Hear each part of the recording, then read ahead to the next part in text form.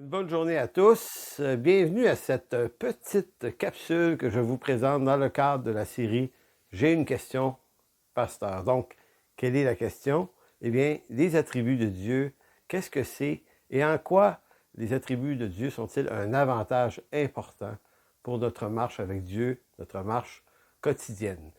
Ce sujet a été apporté à travers une prédication dernièrement à notre assemblée, mais pas très en profondeur, et ça a suscité des questions et de l'intérêt. On est revenu là-dessus dans des rencontres un peu plus privées, et c'est là peut-être que j'ai pris conscience de l'importance du sujet, autant pour moi-même que pour ceux qui sont là avec nous dans cette église. On s'est rendu compte que c'était pas une petite chose, les attributs de Dieu. Ça valait la peine de s'y intéresser, pas simplement pour les connaître, mais pour voir l'importance et l'impact que ça peut avoir, ça, dans notre marche quotidienne de tous les jours. Donc, évidemment, beaucoup, avant de parler des attributs de Dieu, on comprend que ça appartient à l'étude de la théologie de comprendre ce genre de sujet-là, décrets de Dieu, attributs de Dieu, caractère de Dieu, tout ça.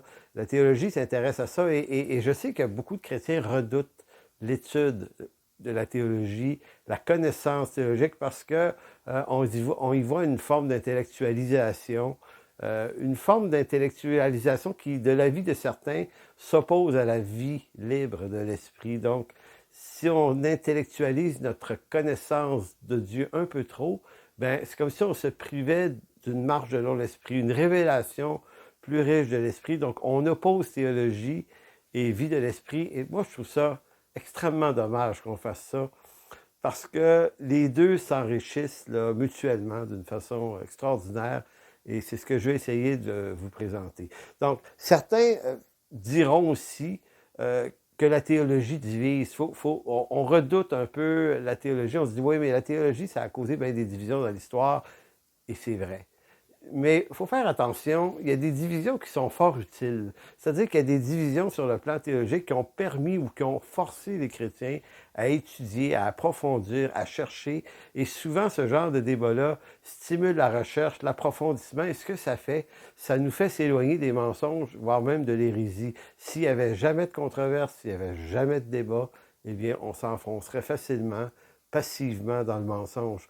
Donc, c'est vrai que la théologie peut diviser. C'est vrai que la théologie ne mène pas forcément une relation avec Dieu automatique. On sait que des théologiens peuvent se perdre dans ça et développer un intellectualisme, voire même quelquefois délirant. Mais c'est pas parce que la théologie ou des gens ont été conduits dans la théologie à travers ce genre de forme de perdition ou d'égarement. Le problème, la faute n'est pas à la théologie. La théologie, c'est la connaissance, l'étude de Dieu. Donc, c'est une excellente chose, mais dans ce qui nous perd, ce ne sont jamais vraiment les choses, c'est nos cœurs. Donc, c'est pas la théologie le problème, c'est nos cœurs qui, effectivement, peuvent s'enorgueillir. Mais au-delà de ça, la théologie, c'est vraiment un avantage. Je dirais que si la théologie peut causer quelquefois des divisions, je crois que l'absence de théologie en cause bien davantage, parce que l'absence de théologie, elle, ben, elle fait naître des hérésies, peut-être des fausses idées. On peut s'enfoncer dans des mensonges profonds au nom de ce qu'on se croit libre dans l'esprit de réfléchir et d'accueillir toutes sortes d'expériences comme étant ou comme venant de Dieu, alors que quelquefois, peut-être que pas, alors que la théologie pourrait éclairer beaucoup mieux ce type d'égarement-là. Donc, revenons-en maintenant au sujet, les attributs de Dieu. Y a-t-il des avantages à bien connaître les attributs de Dieu? Et répondons tout de suite, mais qu'est-ce qu'un attribut divin? Ben, un attribut divin, c'est une caractéristique qui définit qui est Dieu en sa personne. Donc, si vous aimez l'idée d'être connu, que des gens s'intéressent à vous pour vous connaître en profondeur et non pas vous connaître superficiellement, eh bien, Dieu aussi doit être connu, non pas superficiellement, mais profondément. Et je sais qu'on va dire, ben, on est évangélique, on lit notre Bible, je connais Jésus, je lis les évangiles, c'est le Seigneur qui aime les gens, qui était bon, qui a fait des miracles. Donc, on est capable de se faire une lecture quand même intéressante de qui est ce Jésus, mais ça ne veut pas nécessairement dire qu'on arrive à bien comprendre qui est Dieu. Donc, comment je sais que je connais Dieu? Comment je sais? Par ma nouvelle naissance, par l'Écriture, certes, mais une bonne connaissance de Dieu suppose également une connaissance de son caractère. Qui est-il? avoir un caractère, c'est avoir un style, avoir un genre, avoir une définition, comme par exemple, dans l'Évangile, dans les évangiles, Jésus va dire, je suis doux et humble de cœur. Bon, ben, Jésus se définit, il explique de lui-même quelque chose. Et à plusieurs endroits dans l'Écriture, Dieu nous dit qui il est. Et cette information-là, qu'on aime beaucoup lire, devrait être plus qu'une simple lecture, mais une réflexion, parce que ça veut vraiment dire quelque chose. Donc, comment on sait qu'on connaît Dieu? Donc, répondons à la question. Est-ce qu'on peut vraiment connaître Dieu? Est-ce qu'on peut connaître Dieu? Oui, mais on sait bien qu'on ne peut pas connaître Dieu dans toute sa dimension. Mais ça ne veut pas dire qu'on ne peut pas connaître Dieu dans les dimensions que sa parole nous révèle, ou que sa volonté a choisi de nous révéler par la parole. Et la troisième question qui va être répondue aujourd'hui, c'est en quoi connaître les attributs de Dieu aura un impact significatif et positif dans ma vie, puis dans ma vie de tous les jours. Et je crois que c'est là l'élément le plus éclairant du sujet des attributs. Effectivement, connaître les attributs de Dieu assure beaucoup, beaucoup, beaucoup de tranquillité dans les jours mauvais. Beaucoup moins de colère, beaucoup moins de rébellion, beaucoup moins de réactions qui sont de la nature charnelle de l'homme. Les attributs de Dieu, c'est comme des outils qui, lorsqu'on les a bien intégrés à notre marche avec Dieu, nous donnent de l'espoir, nous donnent de l'assurance, nous donnent du courage, je dirais, nous donnent de la foi dans toutes sortes de situations, de difficultés de vie. Donc, pas comprendre qui est Dieu à travers ses attributs, à travers son caractère, qu'est-ce que ça risque de faire? Si on veut ignorer ça, ben, ça peut nous conduire à se construire nous-mêmes une image erronée de Dieu. Et à travers l'histoire de l'Église, c'est très, très clair. Si vous regardez les différentes organisations chrétiennes à travers les 2000 dernières années, plus une organisation a pris l'Écriture au sérieux, eh bien, moins elle développait d'images idolâtres de Dieu. Et plus elle s'en éloignait, moins l'Écriture était à la base de son enseignement, bien, plus il y avait une dangerosité d'embarquer dans toutes sortes d'images taillées. Donc, les images erronées qu'on se fait, bien, c'est en partie construit d'éléments, des fois, qui sont justes. Il y a un peu de Bible là-dedans, mais il y a également toutes sortes de perceptions personnelles. Vous savez, quand les Hébreux, dans l'Exode, je pense au chapitre 32 de l'Exode, se sont construits un veau d'or en absence de Moïse qui tardait à revenir de la montagne, ils se sont construits un objet, un veau, mais qu'ils croyaient être une représentation de Dieu. Il y a eu une malédiction là-dessus. Donc, Dieu n'a pas regardé à leur cœur et à leur bonne intention. Ici, la vérité est extrêmement importante. Ils auraient dû patienter. Moïse allait leur dire qui est ce Dieu qu'ils servaient, qui les avait fait sortir du pays d'Égypte, mais eux ont préféré s'en faire une image à partir de leur vieille tradition païenne qu'ils avaient pris en Égypte. Donc, ils ont pris un veau, qui est quelque chose du panthéon des divinités égyptiennes. Ils ont ramassé ça, puis ils ont dit, ben voilà ton Dieu. Et ça a été une malédiction. Mais voyez-vous, on n'a pas besoin de se construire des veaux d'or aujourd'hui pour être dans l'erreur. Je veux dire, on se fait des idoles dans nos têtes, donc on s'invente un Jésus à l'image de ce qui nous semble juste. Et les attributs de Dieu, eux, vont déconstruire ça pour notre bonheur, bien entendu. Donc, moins un milieu chrétien, un chrétien ou une église, moins elle est bien nourrie d'une riche théologie, plus ceux qui la composent vont s'intéresser, ou en d'autres mots, vont se tourner vers les expériences. L'expérience va devenir un peu la signature de l'image de Dieu. Que ce soit par prophétisme, l'intuition, les impressions, c'est ça qui va prendre le dessus. Puis je ne suis pas en train de dire que ces choses-là ne peuvent pas arriver, là. Je suis en train de dire que ça va prendre le dessus, ça va devenir très important. Donc, c'est la recherche de puissance, la recherche d'autorité. On cherche à se donner des paroles d'autorité, des affirmations de foi. En d'autres mots, je suis ce que je vis. Jésus, Dieu, il est ce qu'il me semble, ce qui me semble vivre dans mes expériences, ça me traduit Dieu. Mais voyez-vous, comment on sait qu'on connaît Dieu si on se fie simplement à nos expériences et qu'on accole des textes bibliques là-dessus pour venir confirmer l'expérience comme étant de Dieu? En fait, les attributs de Dieu, ce qu'ils viennent faire, ils viennent se placer au départ de notre réflexion. Ils viennent tracer les grandes lignes, en d'autres mots, les grands traits, les grands fondements. Et c'est pas quelque chose d'extrêmement difficile à comprendre, les attributs de Dieu, là. On peut étudier ça en une demi-journée, puis très bien saisir, là. Vous n'avez pas besoin d'avoir un doctorat en théologie pour comprendre les attributs. Et vous n'avez pas besoin d'un doctorat pour les intégrer à vos vies. Je vais vous donner un exemple d'une erreur qu'on voit régulièrement là-dessus, c'est que j'entendais un prédicateur dernièrement que je ne connais pas vraiment. Je suis passé sur Facebook, il faisait l'annonce d'un événement. Et puis, il affirmait que dans son événement, ceux qui vont y aller vont recevoir beaucoup, beaucoup de bénédictions. Évidemment, c'est un concept de vente, là, hein. Quand on veut vendre un produit, on promet plein de choses. Donc, le prédicateur disait, vous n'avez pas idée de tout ce que Dieu veut vous donner, tout ce que Dieu veut que vous possédiez, toutes les richesses que vous manquez. Donc, venez tel jour à tel endroit et je vais vous livrer ce que le Seigneur m'a montré. Voyez-vous, ce type de rapport-là à Dieu, c'est du domaine de l'expérience, c'est du domaine strictement, souvent très, très subjectif.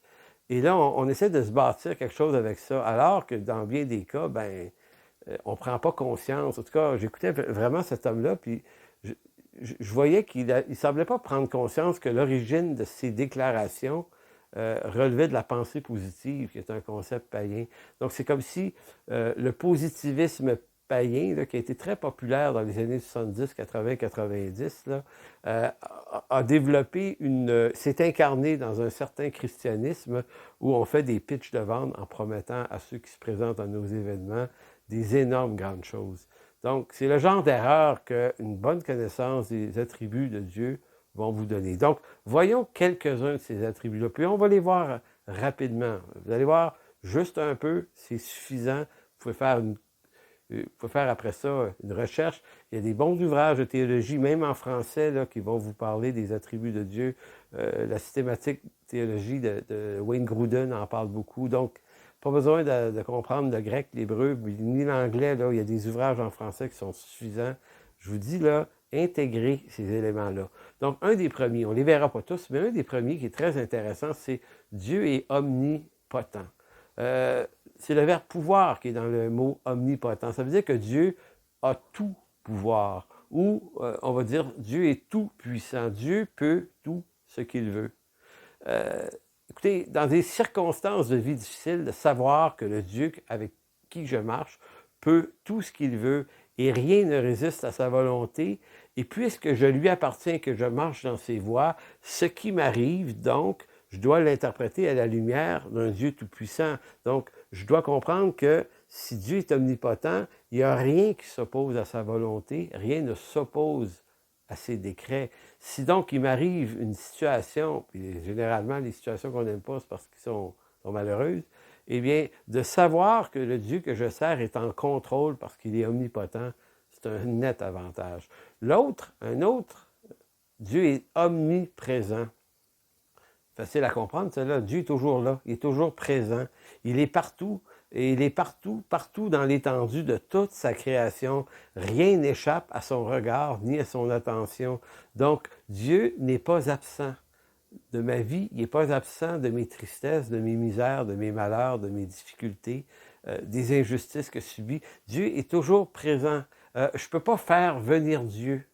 Dieu est là. Dieu habite sa création. Dieu n'est pas la matière. Hein? Il n'est pas cette matière, mais il la transcende. Il l'habite complètement. Et si jamais Dieu devait se matérialiser, l'univers exploserait parce que l'univers ne peut pas le contenir. Donc, quand Dieu, c'est Dieu omnipotent et omniprésent, a voulu habiter parmi les hommes, il n'a pas eu le choix de s'incarner dans un corps d'homme. C'est la seule façon de venir ici. Donc, Dieu est omniprésent. Il est partout, puis il n'est pas juste partout maintenant. En 2021, il est partout, maintenant, partout, mais dans tous les temps en même temps. Ça nous dépasse, mais c'est ça notre Dieu. Donc, il est présent au cœur de nos malheurs. Dieu est également omniscient. Ici, on parle science, connaissance. Dieu connaît toutes choses. Il connaît les choses qui viennent. Il savait que Pierre allait le renier, par exemple. Il savait, il dit demain, Pierre, tu vas m'avoir renié 3 fois avant que le coq chante. Donc, ce Dieu-là qui sait toutes choses, connaît tout ce qui m'arrive dans les profondeurs de mon malheur. Donc, Dieu sait déjà quelle porte il va ouvrir pour que je puisse en sortir.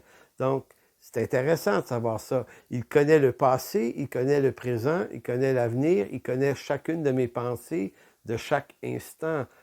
Ça fait presque peur. Mais vous savez, l'intérêt de savoir que Dieu est omniscient, c'est aussi de comprendre que lorsqu'on traverse des périodes difficiles, on en traverse une en ce moment qui se termine, qui est la pandémie de COVID-19, pourquoi je me mettrais en colère? Pourquoi je m'énerverais avec ça? Mais bien que c'est énervant, là, puis humainement, c'est pas agréable, vivre des situations de même, puis la perte de nos droits, puis la gestion pas tout à fait claire, des fois, des gouvernements, il y a manqué de cohérence assez souvent. Mais qu'est-ce qui fait qu'on se tient tranquille? Eh bien, on se tient tranquille pour la raison bien simple que Dieu est omniscient, il est omnipotent, il est omniprésent, de qui je vais avoir peur. On peut dire également un quatrième, Dieu est immuable. Dieu immuable veut dire on a affaire à un Dieu qui ne change pas. Il n'y a en lui aucune ombre de variation. Donc Dieu n'évolue pas dans le temps. Dieu ne pense pas mieux aujourd'hui qu'avant. Il ne change pas vraiment ta vie. C'est un Dieu immuable. Maintenant, ça, c'est très, très intéressant. Ça veut dire qu'il contrôle de façon égale tout ce qui se passe depuis toute la création de l'humanité. Il ne s'est jamais trompé. Et bien que moi, j'ai l'impression qu'il y a des affaires qui ne marchent pas, qui semblent échapper à sa connaissance, en fait, non. Dieu est omniscient, il est immuable, il est omnipotent, il est omniprésent. Et le cinquième, Dieu est souverain. Ça, c'est un de ceux qu'on connaît le mieux. Être souverain, là, c'est pas juste un titre comme la reine d'Angleterre là, qui est souveraine sur un énorme territoire, mais elle est capable de regarder une seule chose à la fois, la reine. Elle est capable de parler avec une seule personne à la fois, la reine d'Angleterre, la souveraine du Commonwealth britannique. Mais la souveraineté de Dieu ne s'explique pas de cette façon-là. Dieu est souverain en ce qu'il est autant présent avec moi en ce moment qui vous parle, qu'avec vous qui m'écoutez, qu'avec des personnes en Inde, en Afghanistan, aux États-Unis. Il est présent partout parce qu'il est omniprésent et il est omnipotent. Donc, il peut tout ce que sa volonté veut dans vos vies et dans la vie en même temps de d'autres personnes ailleurs dans le monde. Et il est souverain, c'est-à-dire qu'il contrôle tout ce qui m'arrive. Donc, tout ce qui m'arrive, il le veut pour mon bien. Ça va concourir. Le verbe concourir, synergéo, ça va être en synergie. Ça veut dire ça, là. Dieu va mettre toute chose en synergie avec sa volonté pour mon bien. Même si la chose ne semble pas me faire du bien, Dieu va donner un sens à toutes ces choses. Donc la souveraineté de Dieu me garde tranquille en période de difficulté. Je m'en vais vers la conclusion. Je vais terminer dans quelques minutes. Quel est l'avantage? Et la conclusion, c'est ça. Quel est l'avantage de connaître et d'appliquer ces vérités à nos vies de tous les jours? Hein? J'ai déjà donné quelques exemples. Bien, je vais donner 3 bonnes raisons en finalité. Comprendre et d'appliquer et d'intégrer les attributs de Dieu permet de pouvoir interpréter ce qui se passe dans ma vie et autour de moi à la lumière de ces attributs. Si je les ignore, je perds de l'interprétation, je perds de la lumière sur ces événements-là. Donc, si c'est ça, mais si j'intègre ces attributs-là, je vais éviter des pièges de ma propre nature charnelle, des tendances naturelles. Regardez, je vous donne 2 exemples rapides. Dieu est souverain, Dieu est omniprésent, est omnipotent, pas vrai? Il est avec Moïse en Égypte. Dieu prévoit dans son dessein éternel un libérateur. C'est Moïse, il le fait naître, il le fait cheminer à travers les palais du roi, et puis il grandit là, dans la sagesse de l'Égypte. Il devient le sauveur d'Israël. Et puis quand vient le temps de faire quitter Israël d'Égypte, Dieu dit à Moïse, on va faire sortir mon peuple de ce pays d'Égypte, mais on va aller demander la permission à Pharaon avant. Vous dites, mais pourquoi? Ben, parce que toute autorité est établie par Dieu. Dieu élève les rois, il abaisse les rois, il élève, il abaisse qui il veut. Et Dieu, en principe, on voit ça dans Romains 13, on en a souvent entendu parler cette année, toute autorité est instituée par Dieu. Donc Dieu ne renverse pas ses principes. Il est tellement souverain qu'il fait son plan à travers un principe, même si en apparence, le pharaon, c'est un fou, c'est un tyran. Donc Dieu dit à Moïse, tu vas aller le voir, tu vas lui demander la permission de te laisser partir. Puis il va te dire non, mais c'est pas grave, on va jouer, on va avoir du fun, Moïse. Et là, on voit Dieu qui est en plein contrôle. 10 rencontres plus tard, Pharaon finit par craquer, par dire OK, partez. Et tout ça est orchestré parce qu'en même temps que Dieu libère son peuple de l'Égypte, eh bien, Dieu veut montrer au peuple hébreu que les divinités d'Égypte ne tiennent pas le coup devant sa majesté. Donc, Dieu avait un plan, un dessein. Il n'a pas fait ça pour rien. Et le peuple est sorti libre avec un salaire de 4 siècles. Vive la souveraineté de Dieu. Maintenant, Moïse, lui, il apprend à connaître Dieu à travers ça, parce que moi personnellement, peut-être vous aussi, là, si j'étais Dieu, j'aurais dit, regarde, Moïse, on s'en fout de Moïse, on s'en va, c'est tout, puis je vais les faire disparaître, c'est tout. Regarde, Moïse, on s'aime, on s'en va, c'est tout, fini, oublie ça. Dieu ne fonctionne pas comme ça. C'est fascinant. Dieu ne fonctionne pas comme ça. Donc, il fonctionne à travers son dessein, ses décrets, sa souveraineté. Donc, c'est ce qu'il fait. Et je vous dis Moïse, mais Daniel aussi est un modèle de ça, fantastique. Je l'aime beaucoup, moi, Daniel, parce que quand je lis le livre de Daniel, le prophète, je lis un livre qui me repose, parce que je suis en présence d'un homme, un prophète extraordinaire, dont une partie de la famille a probablement été assassinée par des tyrans de Nabuchodonosor et ses armées, qui ont tué des centaines de milliers de Juifs, qui ont amené captifs Daniel et d'autres à Babylone, et qui, là, exploite ce peuple.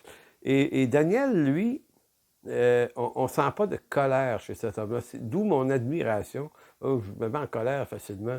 Mais lui, il est mon modèle parce que il reste calme. Il sauve même les astrologues d'une mort certaine.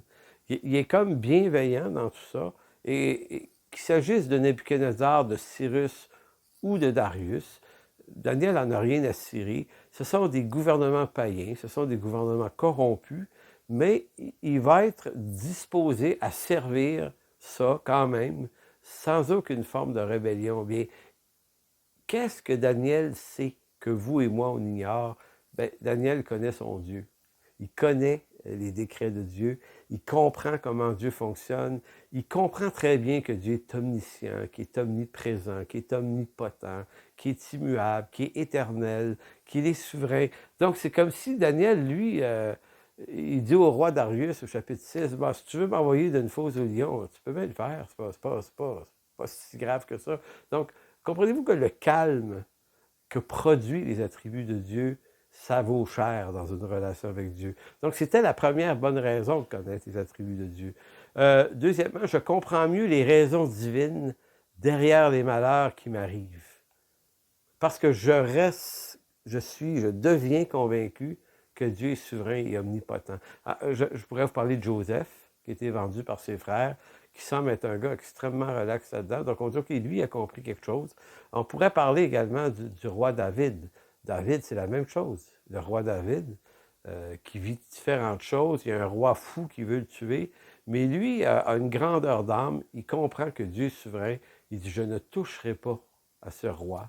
Je ne le tuerai pas. Même si Dieu m'ouvrait des portes pour le faire, je ne le ferai pas. C'est un oint d'éternel, on ne touche pas à ça. Donc, David est mené, il est maîtrisé par quelque chose, par des idées qui sont supérieures aux idées de son cœur naturel. Et ça, ben, c'est une compréhension du Dieu souverain. Et pourquoi on sait que David connaissait très bien les attributs de Dieu? Ben, parce qu'il est un des hommes qui nous en parle le plus dans les psaumes. Donc, David ne fait pas juste chanter les merveilles des attributs et de la beauté des Écritures, de la parole de Dieu, de la révélation. Il applique ça à sa vie. Dernier point, si je comprends bien les attributs de Dieu, je vais être capable d'avoir de la précaution face aux expériences. Les expériences sont intéressantes. De quelle façon Dieu se fait connaître à nous? De quelle façon il nous apprend des choses? De quelle façon il nous reprend, il nous instruit? Donc, il y a beaucoup d'expériences à vivre avec Jésus-Christ, mais toute expérience, même en apparence, qui a l'air spirituelle, doit passer par une analyse, un examen. Maintenant, si je n'ai pas une compréhension théologique des attributs de Dieu, ben, je peux me faire passer un peu n'importe quoi, là. Puis je peux trouver béni les déclarations d'un prédicateur qui annonce des choses, puis dire « Wow, ça a l'air d'être tellement bon, ça. » C'est peut-être pas bon du tout, c'est peut-être contraire aux Écritures. Maintenant, qu'est-ce qui me donne, moi, si on veut, des outils, des lumières pour être capable d'avoir un discernement, puis de ne pas me faire embarquer dans des histoires qui sont pas bibliques, bien qu'elles ont l'air, parce que pour beaucoup de chrétiens, dès qu'il y a un verset biblique dans la soupe, là, elle est de Dieu. Hein? C'est fou, mais c'est comme ça. Donc, les attributs de Dieu, c'est un garde-fou contre, si on veut, les égarements doctrinaux, les égarements chrétiens de tout genre. Je terminerai sur un texte d'Éphésiens chapitre 4, qui est très intéressant là-dessus, au verset 11. L'apôtre Paul expose l'idée qu'il y a des vocations qui ont été données par Dieu à l'Église. Écoutez bien la précision de ce que Paul dit. Il a été donné les uns comme apôtres, les autres comme prophètes, les autres comme évangélistes, les autres comme pasteurs et docteurs. Pourquoi? Pour le perfectionnement des saints en vue de l'œuvre du ministère et l'édification du corps de Christ. Je vous fais remarquer que l'apôtre Paul ici ne parle pas de l'Esprit. Il ne dit pas, et aussi, si vous voulez avoir quelque chose de mieux, le Saint-Esprit dans toute sa plénitude, si vous avez le Saint-Esprit, vous n'aurez pas besoin de ces ministères-là. Non, non, non. Le Saint-Esprit n'agira pas autrement qu'à travers les vocations données par Dieu à l'Église. Et c'est pour le perfectionnement des saints en vue de quoi? En vue de l'œuvre du ministère, de l'édification du corps de Christ. Jusqu'à quand? Bien, Dieu, jusqu'à ce que nous soyons parvenus à l'unité de la foi et de la connaissance du Fils de Dieu. Pas de l'ignorance, ou ni même d'une connaissance partielle, mais d'une connaissance du Fils de Dieu à l'état d'homme fait, à la mesure de la stature parfaite ou mature de Christ, afin que nous ne soyons plus des enfants flottants et emportés à tout vent de doctrine par la tromperie des hommes, les hommes étant potentiellement des croyants aussi, là, par leur ruse, par des moyens de séduction, mais que professant la vérité dans l'amour ou la charité, nous croissions à tous égards en celui qui est le chef Christ. Donc, en conclusion, vous voyez bien là, ici toute l'importance que l'apôtre Paul mettait au ministère dans l'Église, et ça nous ramène à toute l'importance de la théologie, de comprendre des décrets. Si vous avez l'occasion de vous inscrire dans une faculté de théologie, que ce soit ici à Montréal, à la faculté de théologie de Montréal ou à Saint-Bec ou ailleurs, faites-le. Rendez-vous service à vous-même et rendez service aux gens autour de vous en ayant une bonne connaissance du Fils de Dieu, de Jésus-Christ, du Père, de l'Esprit, de son œuvre, de telle sorte que ça vienne, si on veut, vous garantir ou vous donner un excellent divertissement. Donc, voilà en quelques instants, 27-28 minutes, ce que je voulais vous partager aujourd'hui sur la question des attributs de Dieu. Que Dieu vous bénisse. Au revoir.